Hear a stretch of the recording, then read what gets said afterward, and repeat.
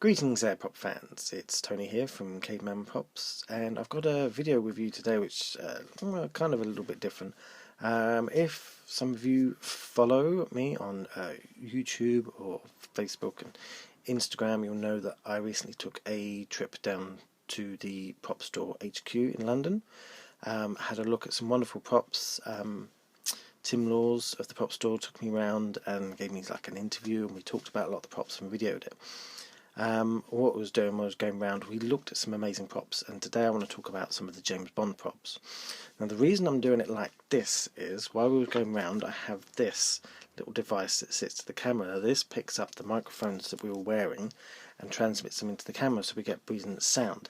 Now I put brand new batteries in this, and they obviously weren't great batteries, and halfway round batteries failed, and I didn't realise till afterwards, and we kind of went round. I looked at it and half of the stuff had sound, half of it didn't. So I'm kind of doing this video just to kind of fill it in.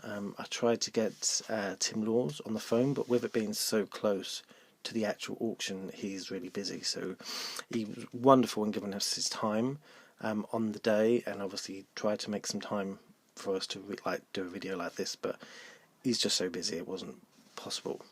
So what I'm going to do today is we're going to talk through some of the James Bond props, because I've got some wonderful footage that I took on the day. It just has no sound, so that's what I'm attempting to do now, and follow the sound. Obviously, if you don't follow me on any platform, please do. Please like and subscribe to this video, and follow us on Instagram and Facebook, because I put extra content out on that as well.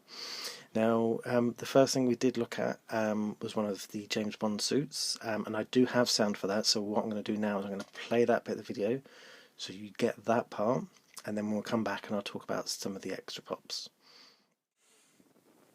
So for anyone looking for something from the James Bond films, this would be quite an iconic piece. Yeah, I think it'd be pretty tough to beat. For most people, Sean Connery is Bond. I mean, that's obviously subject to some argument, but for me, Sean Connery's Bond, and to own a costume worn by Sean Connery in one of those vintage Bond films, I think is they're very, very scarce. Yeah. And this one screen matches. So it screen matches to it. Yeah. So as you're aware, we look even on a fairly simple suit like this one, we're looking for unique details that will uniquely identify that as being the one on screen, because obviously he would have had changes of this costume that he wore for different scenes, but this one has a little fault up on the stitching up on the shoulder, which has created a little divot there, and that is seen on screen. It's really, really nice. So you can physically match this to the one physically that he's wearing on screen. You can indeed. And so as well as it all being labelled, it's got all the Anthony Sinclair labels inside, which was Sean Connery's tailor. Yeah.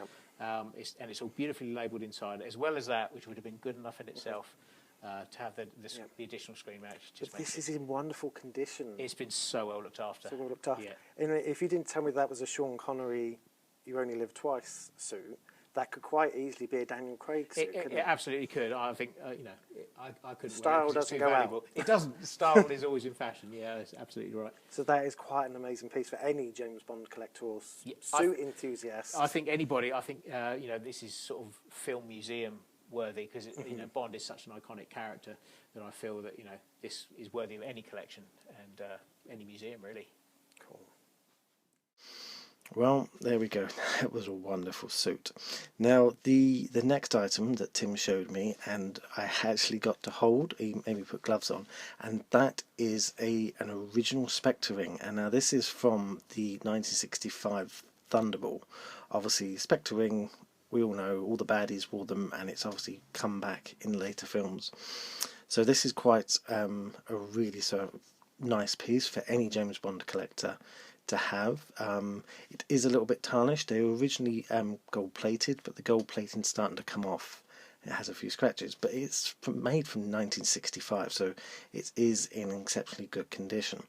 Now, one of the things I noticed when I held this is actually a really quite heavy ring. It's properly jewellered made, so it is a fantastic piece. Probably why it survived. It's just the gold plating and the outside of it gets knocked about and whatever and rushed. But obviously this is a fantastic item, and to still have one of these, obviously as they've redone the Spectre rings in more recent films, it kind of has that prominence there, and it was an amazing piece, and just to get to hold it, I mean, it's a tiny, tiny little piece, but was just amazing, and it is a really good piece.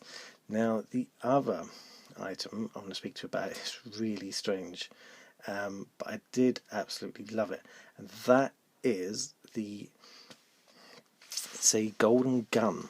Now, this is a little bit different from, obviously we all know the golden gun. Scaramanga holds a golden gun, it's made up of different parts. Now, this was obviously a concept piece, and it was made completely from wood. So this would have been made as obviously like a template or a masterpiece that they would have made the original ones from. Obviously making it wood first kind of made it more easier. So the beauty of this is probably the only one of this that exists ever. It is an amazing piece, thoroughly detailed. Yeah, so the bits on the lighter, the little bit that makes the trigger, it's all there in perfect detail, which they would have made to begin with. Now, the guy that made this gifted it to the man that did the set design on the kitchen in Scaramanga's cave, and obviously has been with his family ever since. So it's been incredibly well looked after. There's hardly any marks or wear on this, because obviously it wasn't used in production. But obviously they would have made several of the real golden guns that were used quite heavily in the film and in production and posters and all the publicity that would have been done with it. But this one obviously wasn't, but it has that connection, and I think it is an amazing piece. And if it was one of the pieces I would buy from this auction, this would be it.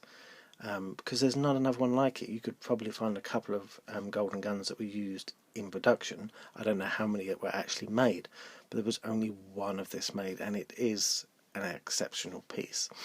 Now, the other piece we got to look at, obviously going from the golden gun, we went up to a laser gun from Moonraker. Now, I know Moonraker isn't a lot of people's favourite James Bond film. I think it kind of has a little bit resurgence. Obviously, what they tried to do, obviously with the Star Wars films and things coming out, they tried to kind of like futurize Bond a little bit and send Bond into space. Now, part of this required guns to be able to work in space, so they had to make like laser guns. So the production company were very good, and they made these guns that looked absolutely brilliant. But when you look closely at them, you can see that it's a base, a plastic base of a machine gun that probably would have been used in another production. And then they've just bolted stuff on and covered it in silver tape and painted it white. Whereas you get up close, you can see bits have just been screwed onto it. But it does make it look really good, and for a prop of the era, this is in relatively good condition. There's quite a few cracks in it, but you've got to think of the age for it as well. And I think production-wise, this is also very recognisable. It may not be your favourite James Bond film, but you will recognise this piece. Also in production, they have a filming miniature from the Moonraker. This was the little spacesuits that would have been used to show the people out in space. They built this round like an action man, and the level of detail in this suit is really good. You look at it, the stitch work on it makes it look like it would have been a full out there spacesuit. Probably the same amount of attention to detail went into this miniature suit as if they probably would have done the full suits that the actors would have worn. And it is just an amazing piece to actually look at and to think, you know, the age of this. Thunderball is from, 1979, so we're looking at 42, 43 years old. And for this item to survive, a film miniature of this, they weren't meant to survive past filming. So this is a wonderful piece to have, and I think it would look great on anyone's shelf, and just the level of detail in there. Now, obviously, I know this isn't the greatest of videos, guys. I'm sorry I've had to fill it in like this, but I really just wanted to show you these James Bond items, just to get them out there and to see what you think. If you're thinking of bidding on these items, good luck. I don't think I would be able to afford them. I wish I could. I would definitely go for the Golden Gun mock-up in wood. It's just an amazing piece to have. But there we go. So hopefully, sort of a little bit strange, but I've tried to fill this video in for you. So just let us know what you think. Put it down in the comments. What are your favourite items from a James Bond film you would love to own in your collection? What things would you like to see if they're out there? Maybe I can try and track them down and get a better look at them. But yeah, just let us know what you think. Obviously, like and subscribe. Follow us on Facebook and Instagram. There's lots of material going out on there. And hopefully I will see you in the next video very soon.